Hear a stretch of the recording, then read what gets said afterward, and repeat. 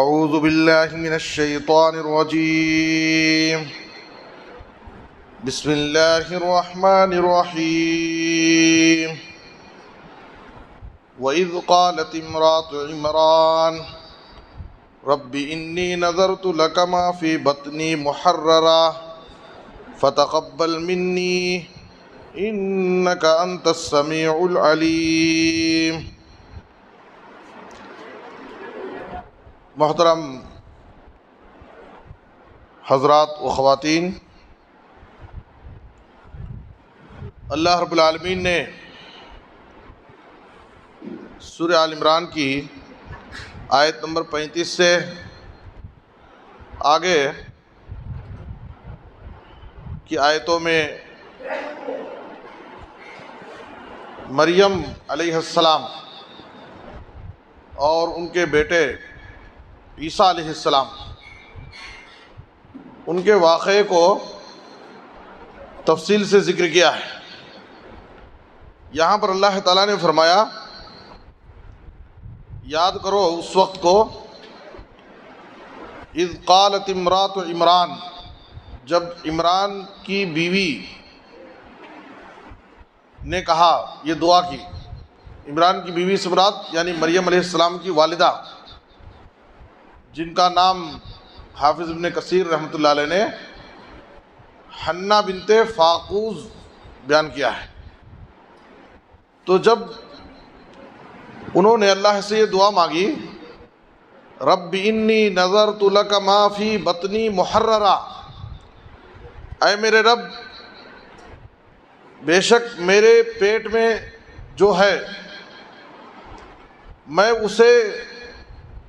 تیری رضا کے لیے، تیرے نام سے، تیرے گھر بیت المقدس کی خدمت کے لیے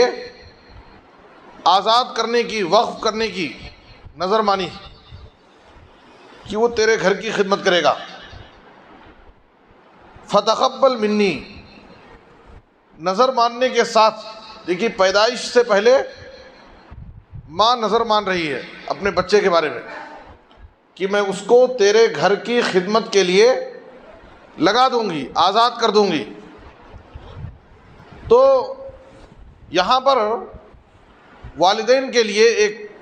بہت بڑی نصیحت یہ ہے کہ وہ اپنے بچوں کے تعلق سے اچھی نظر مانیں، اچھی نیت کریں، اچھے پلان کریں، اچھا خواب دیکھیں ان کے مستقبل کے حوالے سے۔ اور ماں باپ اپنے بچوں کے تعلق سے جیسا پلان کرتے ہیں، جیسی کوشش کرتے ہیں، جیسی ان کی نیت ہوتی ہے، جیسے ان کے نیک ارادے ہوتے ہیں، ماں باپ کے سچے اور پرخلوص ارادے،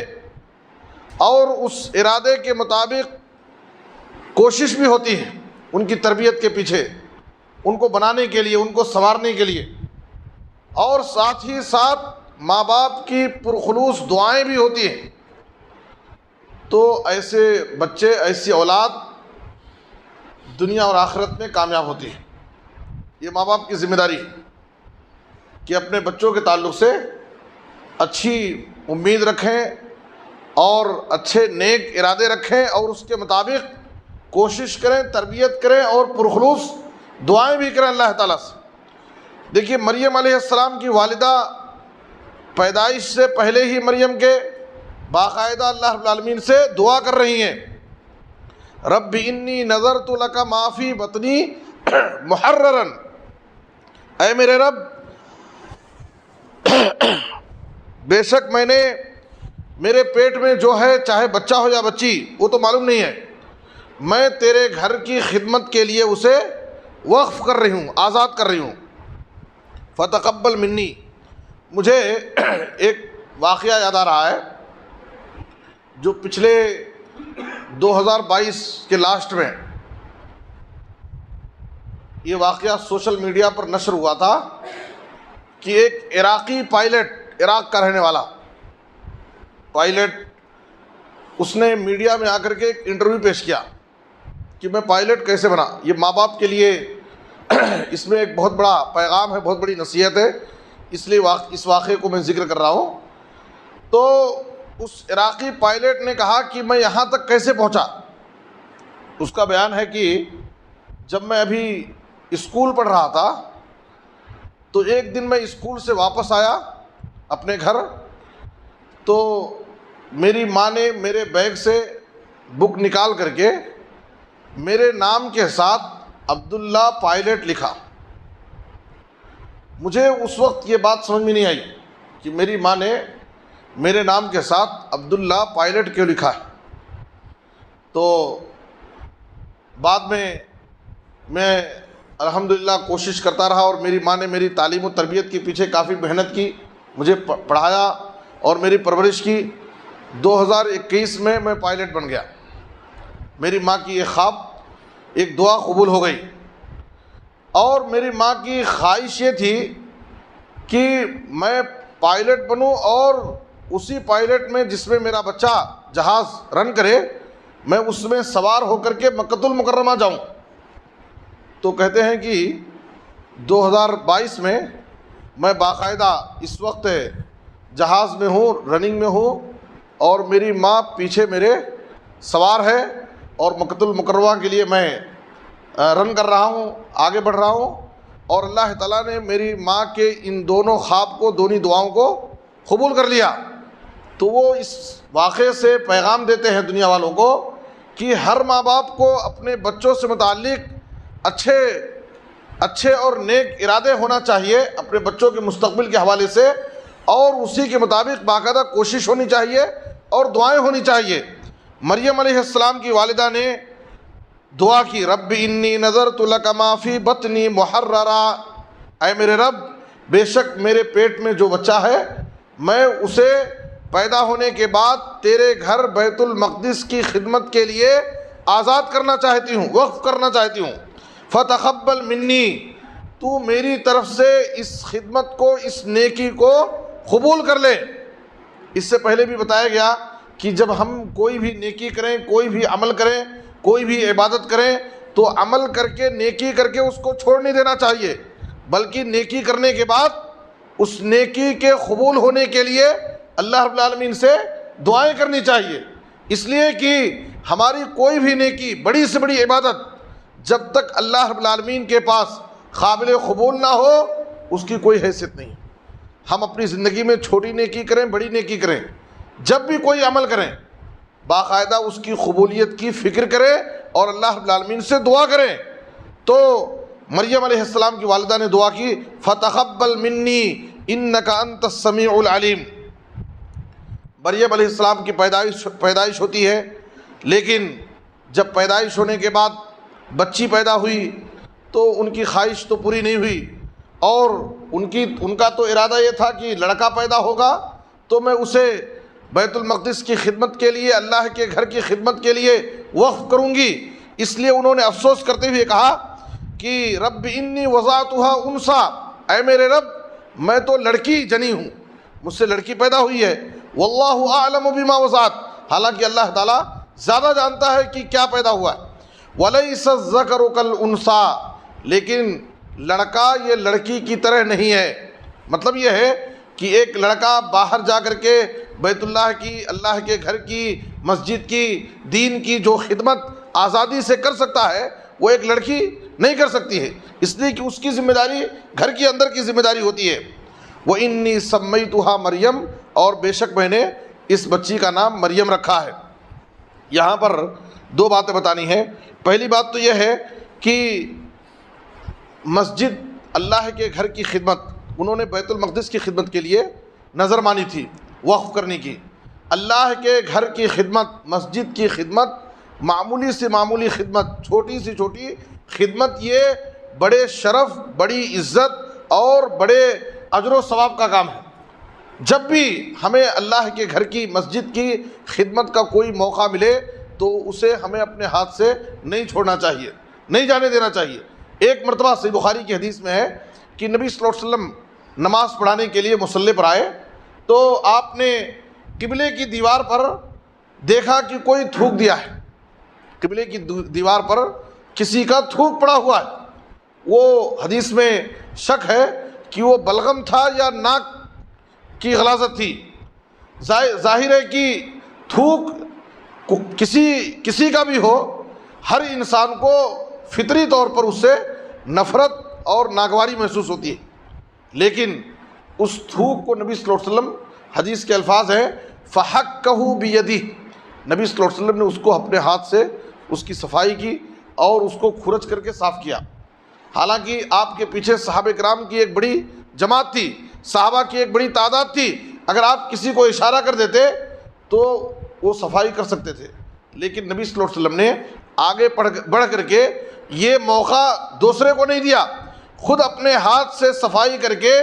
اپنی امت کو یہ پیغام دیا کہ مسجد کی معمولی سے معمولی خدمت، یہاں تک کہ مسجد کی پاکی اور صفائی، یہ بھی بڑے اجر و ثواب کا کام ہے، اور انسان کو اپنے لیے اسے شرف اور عزت کی بات سمجھ کر کے، اپنی سعادت سمجھ کر کے اس کام کو آگے بڑھ کر کے خود انجام دینا چاہیے۔ ہم کیا سمجھتے ہیں کہ مسجد کی خدمت کے لیے جو خادم مقرر ہے وہی اس ذمہ داری کو انجام دے گا، یہاں تک کہ بہت سارے لوگ اگر کچھ ایسی چیز پاکی صفائی نظر نہیں آئی تو پورا غصہ خادم پر نکالتے ہیں، حالانکہ ہم مسجد میں آئیں، اگر ہمارے نظر میں ہمارے سامنے کوئی چیز ایسی نظر آتی ہے جو صفائی کے قابل ہے تو ہمیں آگے بڑھ کر کے خود وہ کام ثواب سمجھ کر کے کر لینا چاہیے۔ نبی صلی اللہ علیہ وسلم نے کہا کہ اگر کوئی شخص ایک تنکا، ایک کاڑی بھی مسجد سے اٹھا کر کے باہر ڈالتا ہے تو اس پر بھی اللہ رب العالمین اس کو اجر و ثواب دیتا ہے۔ اور اس سے پہلے بتایا گیا کہ مسجد نبوی میں ایک خاتون صفائی کا کام کرتی تھی، اور جب وہ رات میں انتقال اس کا ہو گیا تو راتوں رات صحابہ کرام نے اس کو دفن کر دیا، اور نبی صلی اللہ علیہ وسلم کو اس کی اطلاع نہیں دی، یہ سوچ کر کے کہ رات کا موقع ہے، نبی صلی اللہ علیہ وسلم کو کیوں ڈسٹرب کیا جائے۔ لیکن جب بعد میں وہ عورت نظر نہیں آئی تو نبی صلی اللہ علیہ وسلم نے پوچھا افلا آذنتمونی، کیوں نہیں تم لوگوں نے مجھے اس کے جنازے کی اطلاع دی، دلونی علی خبرہا، چلو مجھے اس کی خبر بتاؤ۔ تو باقاعدہ نبی صلی اللہ علیہ وسلم اس کی خبر کے پاس جا کر کے نماز جنازہ پڑھ کر کے آپ صلی اللہ علیہ وسلم نے اس عورت کے حق میں مغفرت کی دعائیں کی جو مسجد نبوی کی صفائی کا کام کرتی تھی۔ تو اللہ کے گھر کی خدمت، اور ماں باپ کو یہ بھی چاہیے کہ باقاعدہ اپنے بچوں سے متعلق ایسی نظر، ایسی نیتیں کریں کہ میں اپنے بچے کو آگے چل کر کے حافظ قرآن، دین کا داعی، ایک عالم دین، اور اچھی نیت اور اچھے پلان ماں باپ کے اپنے بچوں سے متعلق ہونا چاہیے۔ اور وَإِنِّي سَمَّيْتُهَا مریم سے مفسرین نے استدلال کیا ہے کہ جس دن بچے کی پیدائش ہو اس دن بھی نام رکھ سکتے ہیں بچے کا، پہلے دن یعنی پیدائش والے دن، جیسا کہ یہاں پر وَإِنِّي سَمَّيْتُهَا مریم علیہ السلام کی والدہ نے پیدائش کے دن ہی ان کا نام مریم رکھ دیا۔ وَإِنِّي أُعِيذُهَا بِكَ وَذُرِّيَّتَهَا مِنَ الشَّيْطَانِ الرَّجِيمِ، اس کے بعد انہوں نے اپنی مریم علیہ السلام کے لیے اور ان کی ذریت کے لیے مردود شیطان سے اللہ رب العالمین کی پناہ مانگی۔ کیا فرمایا؟ وَإِنِّي أُعِيذُهَا بِكَ، اور بے شک میں اسے تیری پناہ چاہتی ہوں اور اس کی نسل کو مردود شیطان سے۔ نبی صلی اللہ علیہ وسلم نے اس کی تفسیر میں فرمایا کہ جب بھی کوئی بچہ پیدا ہوتا ہے، پیدا ہوتے ہی ہر بچہ دنیا میں آتے ہی فوراً وہ چیختا ہے، روتا ہے، ہر پیدا ہونے والا بچہ چیخ مارتا ہے، روتے ہوئے آتا ہے۔ نبی صلی اللہ علیہ وسلم نے کہا اس کی وجہ یہ ہے کہ ہر پیدا ہونے والے بچے کو پیدا ہوتے ہی شیطان اس کو مس کرتا ہے، شیطان اس کو ٹچ کرتا ہے، اور شیطان کے ٹچ کرنے کی وجہ سے وہ بچہ فوراً رونے لگتا ہے، ہر پیدا ہونے والا بچہ۔ اس سے صرف 2 ہی لوگ مستثنیٰ ہیں، اس سے صرف 2 بچے مستثنیٰ رہے، ایک مریم علیہ السلام اور دوسرے عیسیٰ ابن مریم۔ یہ 2 لوگ اس لیے کہ ان کی ماں نے باقاعدہ اللہ رب العالمین سے ان کے لیے پناہ مانگی تھی۔ وَإِنِّي أُعِيذُهَا بِكَ وَذُرِّيَّتَهَا مِنَ الشَّيْطَانِ الرَّجِيمِ، تو اللہ رب العالمین نے ان کی دعا کو قبول کر لیا۔ فَتَقَبَّلَهَا رَبُّهَا بِقَبُولٍ حَسَنٍ، مریم علیہ السلام کی پیدائش کے بعد ان کی کفالت کی ذمہ داری اللہ تعالیٰ نے زکریا علیہ السلام کو دی تھی۔ زکریا علیہ السلام یہ مریم علیہ السلام کے خالو بھی تھے، اور وقت کے پیغمبر بھی تھے، اس لیے اللہ رب العالمین نے مریم علیہ السلام کی کفالت اور ان کی ہر طرح کی تربیت کی ذمہ داری زکریا علیہ السلام کو دی تھی۔ زکریا علیہ السلام جب بھی ان کے پاس جو ان کا عبادت خانہ تھا، ان کا حجرہ تھا، اس حجرے میں جاتے، کلما دخل علیہا زکریا المحراب وجد عندها رزقا، جب بھی زکریا علیہ السلام ان کے حجرے میں جاتے تو ان کے پاس رزق پاتے، مختلف قسم کے پھل فروٹ ان کے پاس موجود ہوتا تھا۔ تو زکریا علیہ السلام جو کفیل ہیں، ظاہر ہے کہ وہ ان کے کفیل ہیں، ان کے کھانے پینے اور ان کی تعلیم و تربیت، ان کی پرورش، ساری ذمہ داری زکریا علیہ السلام کی ہے۔ اب ان کے پاس پھل فروٹ دیکھ کر کے زکریا علیہ السلام پریشان ہو جاتے اور سوال کرتے، یا مریم انا لک ھذا، اے مریم یہ تمہارے پاس یہ مختلف قسم کے وہ بھی بے موسم پھل، اس وقت موسم بھی نہیں رہتا تھا، بے موسم پھل یہ تمہارے پاس کہاں سے آتے ہیں؟ یا مریم انا لک ھذا، تو مریم علیہ السلام جواب دیتی، قالت ہوا من عند اللہ، یہ پھل جو بے موسم پھل میرے پاس نظر آ رہے ہیں یہ اللہ رب العالمین کے پاس سے ہے۔ ان اللہ یرزق من یشاء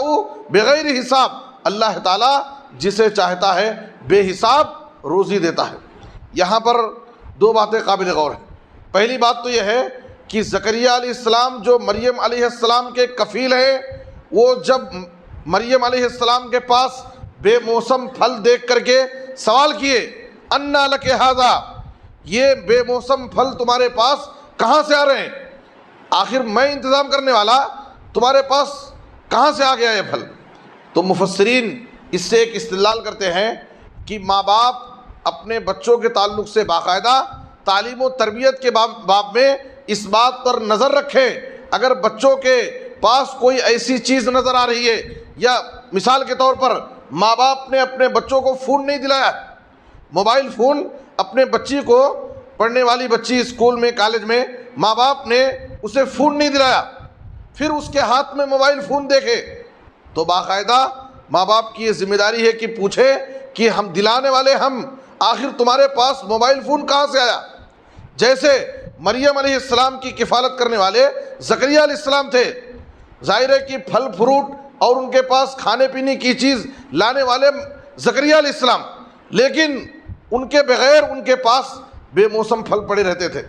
تو اس لیے باقاعدہ زکریا علیہ السلام پوچھتے، انا لک ھذا، یہ تمہارے پاس بے موسم پھل کہاں سے آئے؟ تو انہوں نے جواب دیا کہ اللہ رب العالمین کے پاس سے۔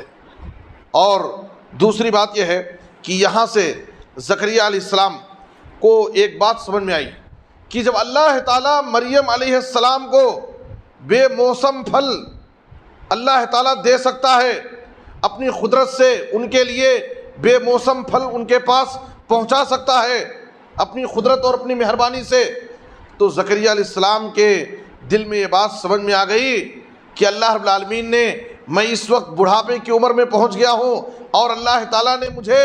اولاد کی نعمت سے محروم رکھا ہے، تو جیسے مریم علیہ السلام کو اللہ تعالیٰ بے موسم پھل اپنی قدرت سے ان کو پہنچا سکتا ہے، ان کو دے سکتا ہے، تو اللہ تعالیٰ اس عمر میں بھی مجھے اولاد عطا کر سکتا ہے۔ یہ بات زکریا علیہ السلام نے وہاں سے سیکھی، اور اس وقت اللہ رب العالمین سے دعا کرتے ہیں، ہنالک دعا زکریا ربہ، اس وقت اللہ رب العالمین سے زکریا علیہ السلام نے دعا کی، رب ھب لی من لدنک ذریۃ طیبہ انک سمیع الدعاء، اے میرے رب، بے شک اے میرے رب تو مجھے اپنے پاس سے ایک نیک اولاد عطا فرما۔ زکریا علیہ السلام نے دعا کی، دیکھیے ذریۃ طیبہ، نیک اولاد، انک سمیع الدعاء، بے شک تو دعاؤں کو سننے والا ہے۔ زکریا علیہ السلام کی ایک دعا اولاد کے لیے یہ ہے، اور ایک دعا سورۃ الانبیاء میں اللہ تعالیٰ نے ذکر کیا ہے زکریا علیہ السلام کی اولاد کے لیے دعا، رب لا تذرنی فردا وانت خیر الوارثین، اے میرے رب تو مجھے تنہا مت چھوڑ کہ میرے بعد کوئی وارث نہ رہے، میرے پاس اولاد نہیں ہے، میرے پاس بچے نہیں ہیں، اے اللہ تو مجھے اس طرح سے تنہا مت چھوڑ۔ رب لا تذرنی فردا وانت خیر الوارثین، تو بہترین وارث ہے، بہترین وارث کا اللہ تو انتظام کر سکتا ہے، اولاد کی نعمت سے تو نواز سکتا ہے، اے اللہ میں تجھ سے اولاد کی نعمت مانگ رہا ہوں۔ یہاں پر زکریا علیہ السلام نے دعا کرتے وقت من لدنک ذریۃ طیبہ کہا، پاک نیک اولاد کی دعا مانگی۔ ابراہیم علیہ السلام نے جب اللہ سے دعا مانگی اولاد کے لیے تو اس وقت بھی رب حبلی من الصالحین کہا، اے میرے رب تو مجھے صالح نیک اولاد عطا فرما۔ تو مفسرین نے کہا کہ جب ہم دعاؤں کے لیے اللہ رب العالمین سے ہاتھ اٹھائیں تو صرف اولاد کی دعا نہ کریں، بلکہ کس چیز کی دعا کریں؟ نیک اولاد کی دعا مانگیں۔ جب اللہ رب العالمین سے ہم روزی کی دعا مانگیں تو صرف یہ نہ کہیں کہ اللہ مجھے روزی دے، بلکہ حلال روزی کی دعا مانگیں۔ جب اللہ رب العالمین سے علم کی دعا کریں تو صرف علم کی دعا نہ کرے بلکہ علم نافع کی دعا کرے کہ اے اللہ تو مجھے نفع بخش علم عطا فرما۔ یہ دعا مانگنے کا طریقہ ہے۔ یہاں پر یہ بات سمجھ میں آئی کہ نبیوں کا عقیدہ کیا ہے کہ بڑھاپے کے عمر میں بھی دعا اولاد کی نعمت سے نوازنے والا اللہ تعالیٰ ہے، اولاد دینے والا اللہ ہے۔ یہ پیغمبروں کا عقیدہ ہے، یعنی بظاہر تمام امیدیں ختم ہو چکی ہیں، لیکن پھر بھی انبیاء کو اللہ کی ذات پر یقین ہے، بھروسہ ہے، اور وہ اس عمر میں بھی اپنے اس دعوتی مشن کو باقی رکھنے کے لیے، تاکہ میرے بعد یہ دعوتی مشن باقی رہے، اور جیسے میں اپنی زندگی میں لوگوں کو ایک اللہ کی عبادت کی طرف بلاتا رہا، دعوت کا کام کرتا رہا، لوگوں کو دین کی طرف بلاتا رہا، تاکہ میرے بعد یہ مشن، یہ دعوتی مشن باقی رہے، انہوں نے اللہ رب العالمین سے نیک اولاد کی دعا مانگی۔ تو اولاد دینے والی ذات اللہ کی ذات ہے۔ بہت سارے ایسے لوگ ہیں جن کا ایمان اور عقیدہ کمزور ہوتا ہے، 2-4 سال شادی ہوئی اور اولاد نہیں ہوئی تو وہ اللہ رب العالمین کے سامنے دعا کرنے کے بجائے، اللہ سے اولاد کی دعا مانگنے کے بجائے، وہ مزاروں، درگاہوں اور یہ بابا وہ بابا کے پاس جا کر کے اولاد کی دعا کرنے جاتے ہیں۔ جبکہ قرآن کا عقیدہ کیا ہے؟ سورۃ الشورى میں اللہ تعالیٰ نے ذکر کیا للہ ملک السماوات والارض یخلق ما یشاء، آسمان اور زمین کی بادشاہی صرف اللہ کے لیے ہے۔ اللہ تعالیٰ جو چاہتا ہے پیدا کرتا ہے۔ اس کے بعد اللہ تعالیٰ نے 4 قسمیں بیان کی، اولاد کے بارے میں 4 قسمیں بیان کی، یہب لمن یشاء اناثا ویہب لمن یشاء الذکور او یزوجہم ذکرانا واناثا ویجعل من یشاء عقیما انہ علیم قدیر۔ اللہ تعالیٰ نے اپنی تخلیق کے اولاد کے بارے میں 4 قسمیں بیان کی۔ اللہ نے کیا فرمایا؟ یہب لمن یشاء اناثا، اللہ تعالیٰ جسے چاہتا ہے صرف بیٹیاں عطا کرتا ہے۔ اللہ تعالیٰ جسے چاہتا ہے صرف بیٹیاں عطا کرتا ہے، ان کو بیٹے کی نعمت سے محروم کر دیتا ہے۔ اور جسے چاہتا ہے اللہ تعالیٰ، دوسری قسم کیا ہے؟ اللہ تعالیٰ جسے چاہتا ہے دونوں عطا کرتا ہے۔ پہلی قسم کیا ہے کہ اللہ تعالیٰ یہب لمن یشاء اناثا، جس اللہ تعالیٰ صرف بیٹیاں عطا کرتا ہے، اور دوسری قسم ہے کہ صرف بیٹے عطا کرتا ہے، ان کو بیٹی کی نعمت سے محروم کر دیتا ہے۔ اور تیسری قسم یہ ہے کہ او یزوجہم ذکرانا و اناثا، بعض لوگوں کو اللہ تعالیٰ بیٹے اور بیٹی دونوں کی نعمت سے نوازتا ہے۔ پہلی قسم صرف بیٹیاں عطا کرتا ہے، دوسری قسم کسی کو صرف بیٹے عطا کرتا ہے، اور تیسری قسم بیٹا اور بیٹی دونوں دیتا ہے، اور چوتھی قسم یہ ہے کہ اللہ تعالیٰ اپنی حکمت اور اپنی مشیت سے، اپنی مرضی سے کسی کو دونوں سے محروم کر دیتا ہے۔ اور یہ اللہ رب العالمین کی طرف سے ایک بہت بڑا امتحان ہے، یہ ایک بہت بڑا امتحان اور آزمائش ہے، اور یہ ایسی آزمائش ہے کہ اللہ تعالیٰ نے اس آزمائش سے اپنے پیغمبروں کو بھی دوچار کیا ہے۔ امام بغوی رحمۃ اللہ علیہ اس آیت کی تفسیر میں ایک عام تفسیر ذکر کرنے کے بعد کہتے ہیں کہ یہ آیت انبیاء کے اوپر بھی فٹ ہوتی ہے۔ جیسے وہ کہتے ہیں کہ اللہ رب العالمین نے لوط علیہ السلام کو صرف بیٹیاں عطا کی تھی، لوط علیہ السلام کے پاس صرف بیٹیاں تھیں، اور ابراہیم علیہ السلام کے پاس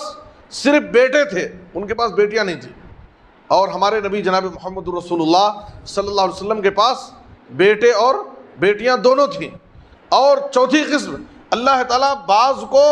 دونوں سے محروم کر دیتا ہے۔ تو بعض پیغمبر ایسے ہیں جیسے یحییٰ علیہ السلام اور عیسیٰ علیہ السلام، یہ دو ایسے پیغمبر ہیں جن کو اللہ تعالیٰ نے دونوں نعمت سے محروم کر دیا۔ تو یہ ایسی آزمائش ہے کہ اللہ تعالیٰ نے پیغمبروں کو بھی اس آزمائش سے دوچار کیا۔ اس آزمائش میں ایک مومن بندے کو اللہ رب العالمین کے فیصلے سے راضی ہونا چاہیے اور اللہ رب العالمین سے دعائیں کرتے رہنی چاہیے، ضرور اللہ تعالیٰ ہماری دعاؤں کو سننے والا ہے۔ دعا فرمائیں کہ اللہ رب العالمین جو ہماری جو بہنیں اولاد کی نعمت سے محروم ہیں یا جو حضرات اولاد کی نعمت سے محروم ہیں، اللہ تعالیٰ ان کو صالح نیک اولاد عطا فرمائے اور ہماری دعاؤں کو ان کے حق میں قبول فرمائے۔ تو اللہ رب العالمین نے یہاں پر زکریا علیہ السلام نے دعا کی، ہنالک دعا زکریا ربہ قال رب ہب لی من لدنک ذریۃ طیبہ انک سمیع الدعاء۔ یاد رکھیں اولاد سے متعلق یہ چار قسمیں، صرف بیٹیاں یا صرف بیٹے یا بیٹا اور بیٹی دونوں، یا کہ اللہ تعالیٰ دونوں سے محروم کر دیتا ہے۔ بہت سارے لوگ ایسے ہیں ابھی بھی ترقی یافتہ اس زمانے میں، جاہلیت کے زمانے میں ہم سنتے ہیں کہ وَإِذَا بُشِّرَ أَحَدُهُمْ بِالْأُنثَىٰ ظَلَّ وَجْهُهُ مُسْوَدًّا وَهُوَ كَظِيمٌ۔ جاہلیت کے زمانے میں لوگ اپنے لیے لڑکیوں کو، لڑکی کی پیدائش کو اپنے لیے باعث ننگ و عار سمجھتے تھے، باعث شرم سمجھتے تھے، اور یہی وجہ ہے قرآن نے بیان کیا کہ جب ان میں سے کسی کو لڑکی کی پیدائش کی خوشخبری سنائی جاتی تو وہ اتنے غصے میں آ جاتے کہ مارے غصے کے ان کا چہرہ سیاہ ہو جاتا، کالا پڑ جاتا، اور وہ دل ہی دل میں گھٹتے رہتا کہ میں کیا کروں، کیا میں ذلت و رسوائی کو برداشت کرتے ہوئے اس بچی کو میں باقی رکھوں یا لے جا کر کے اس کو زندہ دفن کر دوں۔ اور ہمیں معلوم ہے کہ عرب کے اندر بعض قبیلے ایسے تھے جو لڑکیوں کو باقاعدہ زندہ دفن کر دیتے تھے، صرف اس لیے کہ مجھے کسی کا داماد بننا پڑے گا اور میں اس بچی کو اپنے لیے باعث ننگ و عار سمجھتے تھے۔ اسلام نے آ کر کے جہاں ہر ایک کے لیے اسلام دین رحمت ہے، وہیں اسلام ان لڑکیوں کی پیدائش کو باعث عار نہیں بلکہ ان لڑکیوں کو لوگوں کے لیے رحمت بنایا، اور کہا کہ لڑکیوں کی پیدائش کو اپنے لیے رحمت سمجھو، یہ زحمت نہیں ہے تمہارے لیے، یہ تمہارے لیے زحمت نہیں ہے، بلکہ بچیوں کو جینے کا حق دیا اور ان کی پیدائش اور ان کی پیدائش کے بعد ان کی تعلیم و تربیت اور ان کی پرورش پر جنت کی بشارت دی۔ نبی صلی اللہ علیہ وسلم نے فرمایا لا تکرہوا البنات، لا تکرہوا البنات فإنہن المونسات الغالیات۔ اے لوگو، بیٹیوں کو کبھی بھی ناپسند مت کرو، بیٹیوں کو ناپسند مت کرو، اس لیے کہ یہ بیٹیاں ہی اپنے ماں باپ کی حقیقی غمخوار ہوتی ہیں، اپنی ماں باپ کی اصل خدمت گزار ہوتی ہیں، اور یہ بیٹیاں بڑی قیمتی ہیں۔ اس لیے نبی صلی اللہ علیہ وسلم نے کہا کہ کبھی بھی تم ان کو حقیر مت سمجھو اور ان کو ناپسند مت کرو اور ان کے ساتھ تم تفریق نہ کرو۔ بعض لوگ کیا کرتے ہیں کہ یہ بیٹے اور بیٹی کے درمیان تفریق کرتے ہیں۔ ایک مرتبہ نبی صلی اللہ علیہ وسلم بیٹھے ہوئے تھے اور آپ صلی اللہ علیہ وسلم کے پاس ایک صاحب بیٹھے تھے، اتنے میں اس مجلس میں ان کا بیٹا بھاگتے ہوئے آیا، تو انہوں نے کیا کیا، بیٹے کو گود میں لیا اور گود میں بٹھا کر کے اپنی ران پر اس کو بوسہ لے رہے ہیں، اس سے پیار کر رہے ہیں۔ اتنے میں بیٹی دوڑتے ہوئی آئی تو بیٹی کو بازو بٹھا لیا، بیٹے کو کیا کیا تھا، ران پر اپنی گود میں ران پہ بٹھایا اور اسے پیار کیا، بوسہ لیا۔ جب بچی بھاگتے ہوئی آئی تو اس کو بازو میں بٹھایا اور اس کو بوسہ بھی نہیں لیا۔ جب نبی صلی اللہ علیہ وسلم نے یہ تفریق دیکھی کہ بیٹے کے ساتھ اتنا لاڈ پیار اور بیٹی کے ساتھ اتنی تفریق، تو نبی صلی اللہ علیہ وسلم نے جب یہ دیکھا اپنی نظر سے تو آپ نے کہا فَهَلَّا عَدَلْتَ بَيْنَهُمَا، کیوں نہیں تم نے دونوں کے درمیان عدل و انصاف سے کام لیا، کیوں نہیں تم نے دونوں کے درمیان عدل و انصاف سے کام لیا، بیٹے کو گود میں بٹھا کر کے اس کے ساتھ پیار اور پیار کا معاملہ کیے، لاڈ کا معاملہ کیے، اور بچی کو بازو میں بٹھائے اور اس کو بوسا بھی نہیں لیے۔ تو نبی صلی اللہ علیہ وسلم نے کہا یہ انصاف کے خلاف چیز ہے۔ ماں باپ کو چاہیے کہ اپنے بچوں کے درمیان باقاعدہ انصاف سے کام لیں۔ نعمان بن بشیر رضی اللہ تعالیٰ عنہ کے والد، جب ان کے والد نے غلام دیا اور نبی صلی اللہ علیہ وسلم سے آ کر کے کہا اے اللہ کے رسول میں نے اپنے اس بیٹے کو ایک غلام دیا ہے، آپ اس پر گواہ بن جائیے، تو نبی صلی اللہ علیہ وسلم نے کہا کیا تمہارے پاس اور بھی بچے ہیں؟ تم نے جیسے اپنے اس بیٹے کو غلام دیا ہے کیا سب کو غلام دیا ہے؟ تو کہا اللہ کے رسول نہیں، میں نے اپنے اسی بیٹے کو غلام دیا ہے۔ تو نبی صلی اللہ علیہ وسلم نے کہا یہ تو ظلم ہے، صرف اپنے اس بیٹے کو تم نے غلام دیا، یہ ظلم ہے، اور ظلم کے معاملے میں گواہ نہیں بن سکتا ہوں۔ اس کے بعد نبی صلی اللہ علیہ وسلم نے کہا واتقوا اللہ واعدلوا بین اولادکم، اے لوگو اللہ سے ڈرو اور اپنے بچوں کے درمیان انصاف کا معاملہ کرو۔ اس لیے ماں باپ، ایک باپ اپنی زندگی میں اپنے بچوں کو اگر اپنی زندگی میں کچھ بھی دینا چاہتا ہے، کوئی پراپرٹی دے رہا ہے، کچھ تقسیم کر رہا ہے مال، تو اپنے تمام بچوں کو زندگی میں وہ برابر برابر تقسیم کرے گا، چاہے وہ لڑکا ہو یا لڑکی ہو۔ زندگی میں اگر باپ اپنی پراپرٹی سے، اپنے مال سے کچھ دینا چاہتا ہے تو باقاعدہ اس کے لیے ضروری ہے کہ چاہے بیٹیاں ہوں یا بیٹے ہوں سب کو برابر دے، انصاف سے کام لے۔ البتہ باپ کے انتقال کے بعد جب پراپرٹی تقسیم ہوگی تو باقاعدہ جو میراث کا قانون قرآن میں اللہ تعالیٰ نے بیان کیا ہے اس کے تحت بچوں میں پراپرٹی تقسیم ہوگی۔ لیکن زندگی میں اگر باپ اپنے مال سے، اپنی پراپرٹی سے کچھ دینا چاہتا ہے تو چاہے بیٹیاں ہوں یا بیٹے ہوں سب کو برابر تقسیم کرنا پڑے گا۔ ایک حدیث کے اندر آپ صلی اللہ علیہ وسلم نے کہا من کان لہ ثلاث بنات او ثلاث اخوات او بنتان او اختان فاحسن صحبتہن واتقى اللہ فیہن فلہ الجنہ۔ آپ صلی اللہ علیہ وسلم نے کہا جس کے پاس 3 بیٹیاں ہوں یا 3 بہنیں ہوں، دیکھیے بہنوں کا بھی بہت بڑا حق ہے بھائیوں کے اوپر، بہنوں کا بھی اسلام میں بھائیوں کے اوپر بہت بڑا حق ہے۔ آپ صلی اللہ علیہ وسلم نے کہا جس کے پاس 3 بیٹیاں ہوں یا 3 بہنیں ہوں یا 2 بیٹیاں ہوں یا 2 بہنیں ہوں، تو اس نے ان بیٹیوں کے ساتھ یا ان بہنوں کے ساتھ اچھا سلوک کیا، اچھا برتاؤ کیا، ان کی تعلیم و تربیت پر، ان کی پرورش پر محنت کیا، ان کی خدمت کیا اور ان کے ساتھ اچھا معاملہ کیا۔ نبی صلی اللہ علیہ وسلم نے کہا کہ فلاح الجنہ، تو ایسے شخص کے لیے جنت کی بشارت ہے جو اپنی بیٹیوں کے ساتھ، 3 بیٹیوں کے ساتھ یا 2 بیٹیوں کے ساتھ یا 3 بہنوں کے ساتھ یا 2 بہنوں کے ساتھ ان کے ہر طرح سے ان کا حق ادا کیا، تو نبی صلی اللہ علیہ وسلم نے ایسے شخص کو جنت کی بشارت دی ہے۔ اور ایک مرتبہ ام المومنین عائشہ صدیقہ رضی اللہ تعالیٰ عنہا کے پاس ایک عورت اپنی 2 بیٹیوں کو لے کر کے آئی، ماں ہے، بیٹیوں کو کھلانے کے لیے اس کے پاس کچھ بھی نہیں ہے، وہ مانگنے کے لیے عائشہ رضی اللہ عنہا کے پاس آئی۔ عائشہ رضی اللہ تعالیٰ عنہا کہتی ہیں کہ میں نے گھر میں تلاش کیا، دیکھیے اس وقت ازواج مطہرات نبی صلی اللہ علیہ وسلم کی بیویوں کے گھروں کی حالت کیا تھی اور کس طریقے سے ازواج مطہرات نے کتنی قناعت کے ساتھ زندگی گزاری۔ عائشہ رضی اللہ تعالیٰ کہتی ہیں کہ جب وہ عورت میرے پاس آئی اور اپنی بچیوں کو کھلانے کے لیے مجھ سے کچھ مانگ رہی تھی تو میرے پاس میں نے گھر میں تلاش کیا تو 3 کھجوریں تھیں، میں نے وہ 3 کھجور اٹھا کر کے اس ماں کے ہاتھ میں دیا۔ اس عورت نے 1 کھجور ایک بچی کو دی، دوسری کھجور دوسری بچی کو دی، اور تیسری کھجور وہ ماں خود بھوکی تھی، وہ ماں تیسری کھجور خود کھانے کے لیے اپنے منہ کے قریب لے گئی، اپنے حصے کی کھجور، تو اتنے میں ایک بچی آگے بڑھی اور ماں سے وہ تیسری کھجور مانگ رہی تھی کہ یہ مجھے دے دو۔ تو اس ماں نے کیا کیا، وہ کھجور، اپنے حصے کی کھجور اس ماں نے اس مانگنے والی بچی کو پورا نہیں دیا، بلکہ اس کھجور کو پھر آدھا کیا، آدھا کر کے پھر آدھی کھجور ایک بچی کو دیا اور آدھی کھجور ایک بچی کو دیا۔ اس طریقے سے دیکھیے انصاف سے کام لیا اس عورت نے۔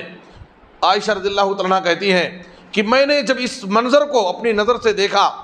بعد میں نبی صلی اللہ علیہ وسلم آئے تو آپ صلی اللہ علیہ وسلم سے میں نے اس واقعے کو ذکر کیا تو آپ صلی اللہ علیہ وسلم نے کہا ان اللہ قد اوجبہا لہا بہا الجنہ، اللہ رب العالمین نے اس کی ان بچیوں کی پرورش کے سبب اللہ تعالیٰ نے اس خاتون کے لیے جنت کو واجب کر دیا.